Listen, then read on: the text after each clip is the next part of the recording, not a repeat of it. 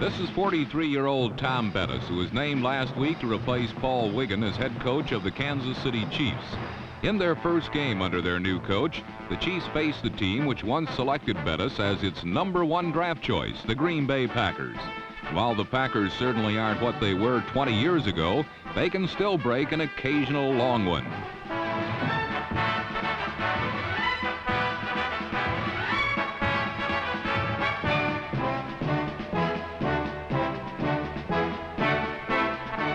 Number 34 is a rookie running back from Memphis State named Turdell Middleton. And while his name does not yet rank with Jim Taylor and Paul Hornung, well, who knows what names we'll be reminiscing about some 20 years from now. Number 10, quarterback Lynn Dickey got the Packers close several other times, but close was not good enough. While for the Chiefs, some of the breaks seemed to go their way for a change.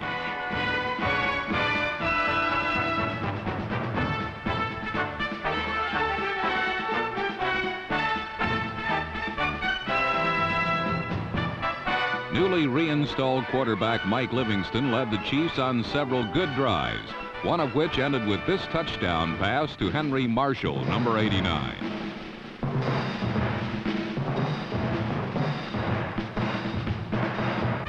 No one was making comparisons with the old Super Packers of Vince Lombardi or even the old Super Chiefs of Hank Stram. But under their brand new coach, the new Chiefs were undefeated. And for a start, that was good enough for Tom Bettis.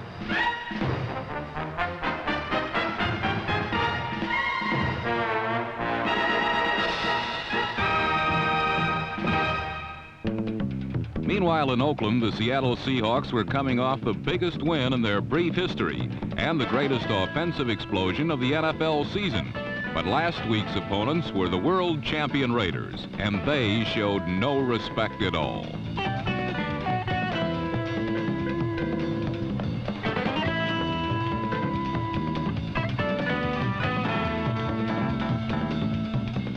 The Raiders taught the Seahawks a lesson in every phase of the game, including special teams play.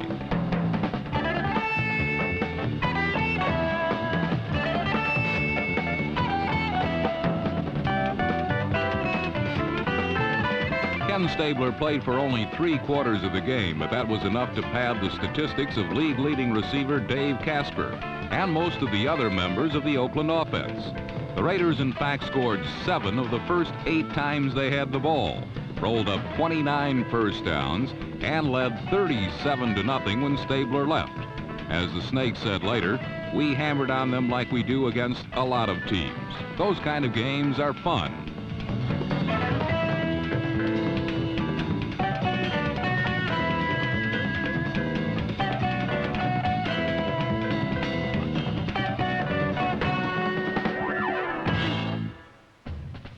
Still tied for first with the world champions are those surprising Orange Crushers from Denver, led by Coach of the Year candidate Bob Red Miller.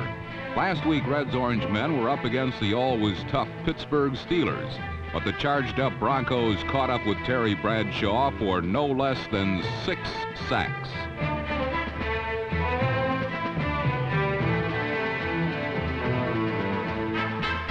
Before last week's game, the Steelers had led the AFC in both offense and defense, while the Broncos seemed to do just enough of everything to win. Craig Morton completed only 5 passes, but then he threw only 12. The Broncos scored only 3 times, but that was twice more than the Steelers. Number 41, rookie runner Rob Lytle scored 1 on an end sweep, while another came about on one of Morton's rare completions. A roll right flag pattern to old reliable Haven Moses.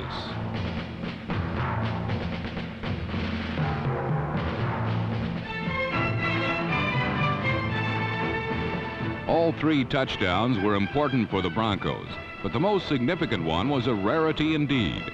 The first punt return touchdown allowed by the Steelers in the last 8 years. It was delivered by Rick Upchurch, who for the day returned 5 punts for a total of 167 yards.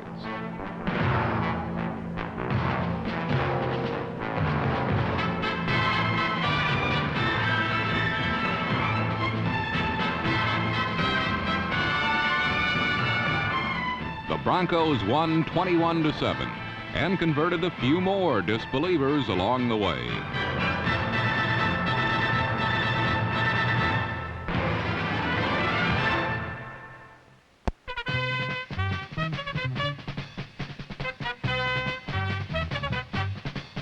Outside the Coliseum in Los Angeles last week, the ambience was that of a latter-day Garden of Eden, full of beauty, light, singing birds, and slumbering maidens.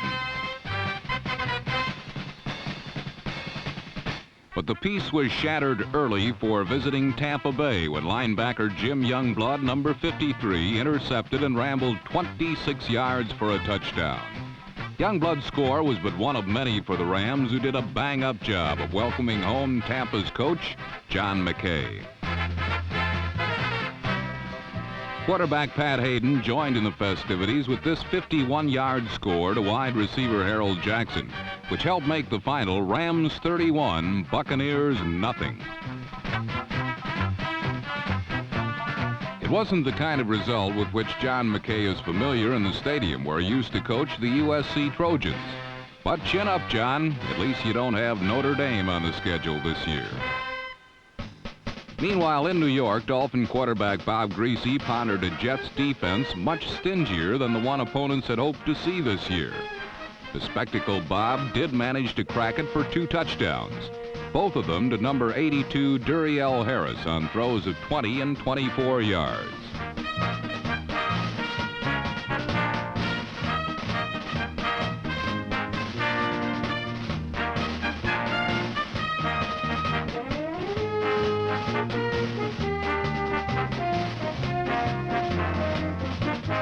Other than these 2 aerial hookups, Griese and his offense had little luck against the Jets' much improved defenders, who came up with big plays throughout the afternoon.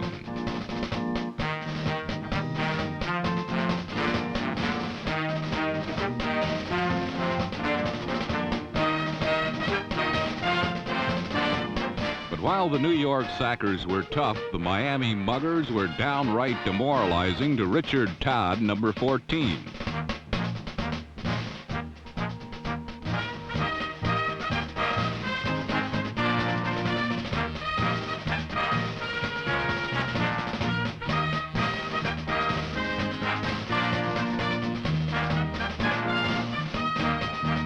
Finally, with Todd aching, Marty Domres came in to lead the Jets on their only touchdown drive of the day.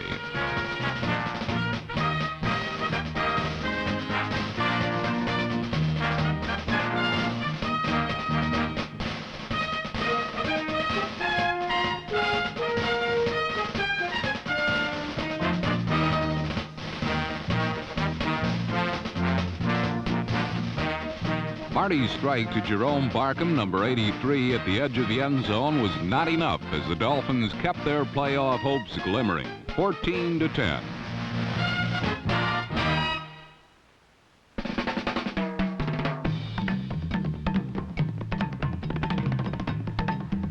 Meanwhile, in New England, the only glimmer of hope the Bills seemed to have was the hope that the Patriots wouldn't show up.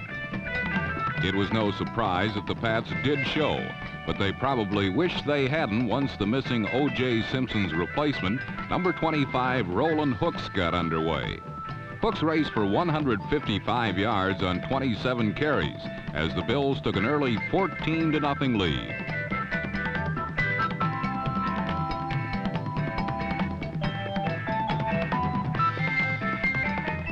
But the explosive New Englanders weren't worried because they figured they could run right past any team that would give up 56 points to an expansion club. And 93 yards was how far number 26, top draft pick Raymond Claiborne ran, and bringing the Patriots back to within striking distance.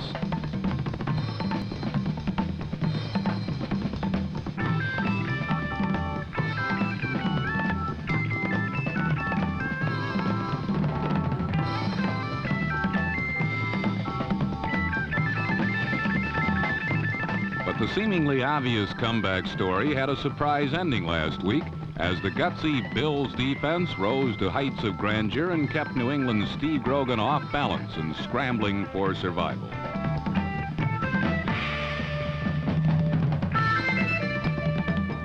The clincher came when Grogan, pressing to catch up, forced a pass that was intercepted by number 24 safety Doug Jones, who got up and raced the Bills to a 24-14 win. A win which brought them from the depths of despair to the euphoric heights of Upset City, all within the space of 7 days.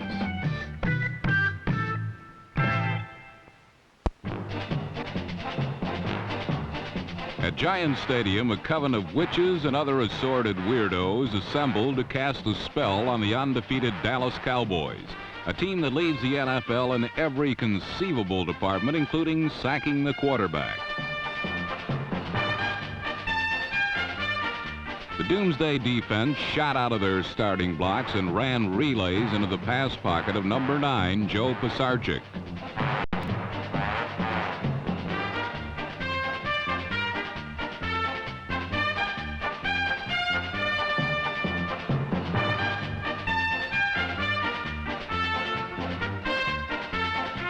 Led by number 79, Harvey Martin, the Cowboys trapped Pisarcik 8 times and held the Giants to a puny 2 yards passing.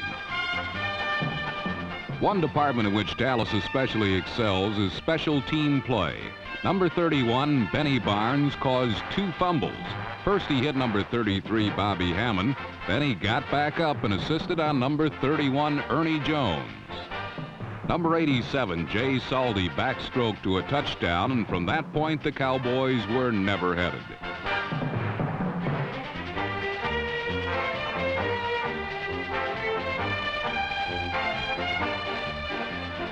The Cowboys' league-leading offense was a scattershot affair and played only as well as it had to.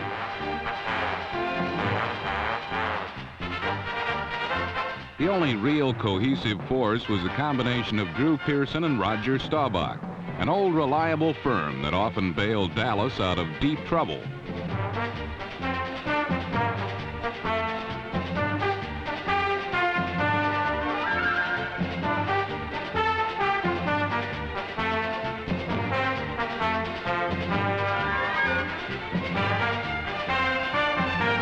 The Giants' defense was stingy but not leak-proof, as Dallas swept to their 8th straight victory, 24-10.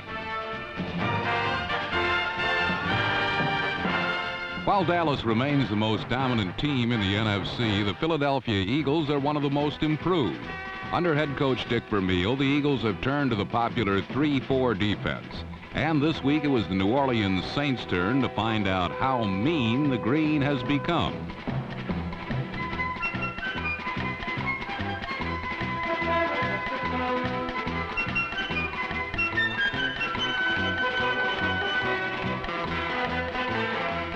The gang-tackling Eagles shut down a Saint offense that rushed for over 300 yards against the Rams and clamped quarterback Bobby Scott's head in a vice.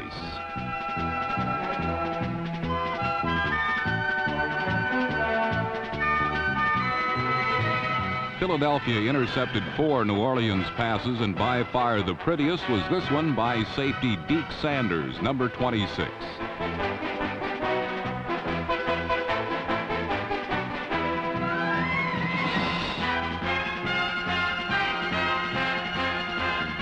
Quarterback Ron Jaworski, despite a fractured right thumb, threw 2 scoring passes to Harold Carmichael, number 17.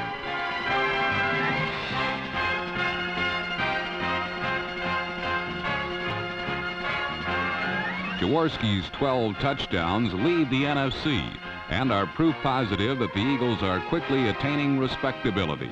Philadelphia 28, New Orleans 7.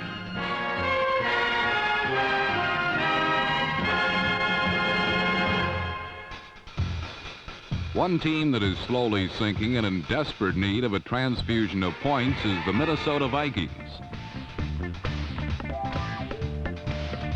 The Vikings scored 1 lone fourth-quarter touchdown against the St. Louis Cardinals, a team that lately has no trouble lighting up scoreboards. Number 24, Wayne Morris, wrecked the aged Vikings inside and outside and rushed for over 180 yards. Morris, a second-year player from SMU, may be even a more dangerous runner than number 21, Terry Metcalf, and like his teammate, is a gifted receiver. After a horrendous start, the Cardinals' offense is spraying out touchdowns like a fire hose. And despite their questionable defense, St. Louis appears in good shape for the wild card berth in the NFC. Cardinals 27, Vikings 7.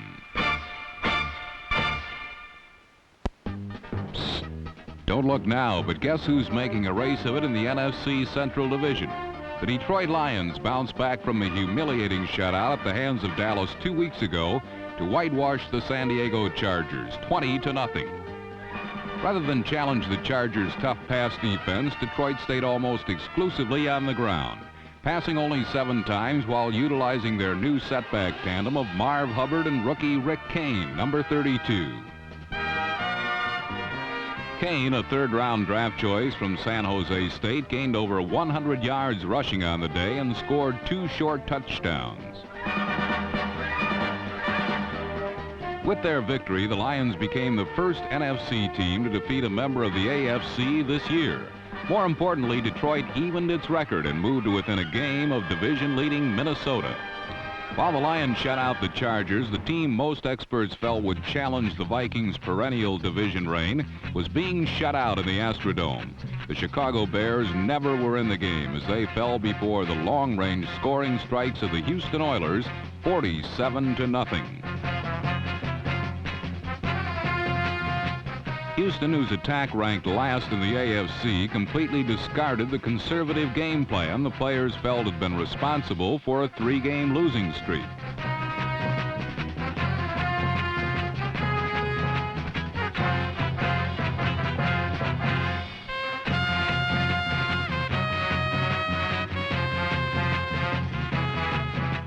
The ubiquitous Billy Johnson scored on 2 long touchdown plays, one on an end around that went 61 yards, and later on a 75-yard return of a free kick.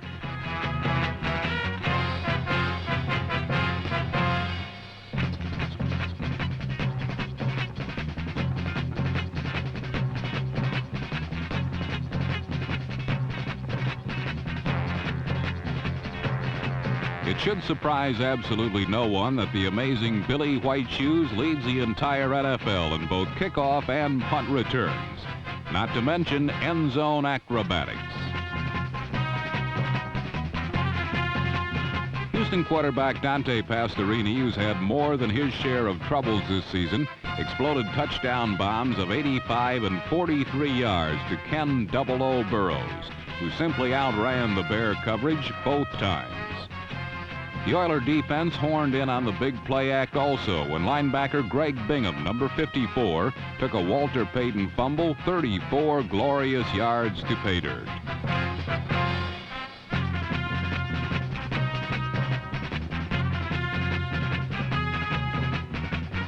"I've never seen a team play a better game," said Bum Phillips about his squad afterwards as Houston shot back into the tight race in the AFC Central Division.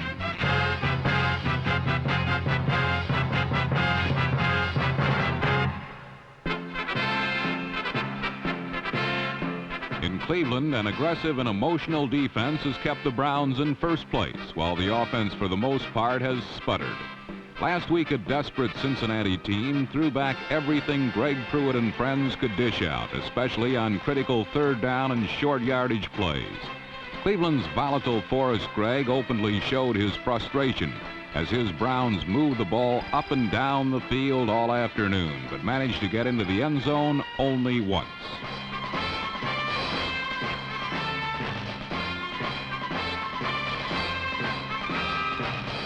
Eternal Browns nemesis Isaac Curtis provided the play that led to the Bengals' only touchdown. A classic burst up the middle by 240-pound power back Pete Johnson, a first-round draft choice from Ohio State.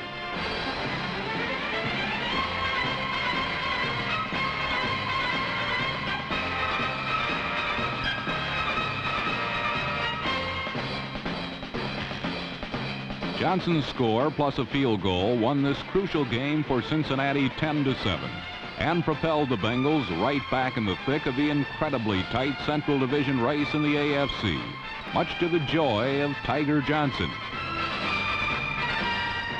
The Browns still lead with a 5-3 record, followed by Cincinnati, Houston, and Pittsburgh, only a single solitary game behind.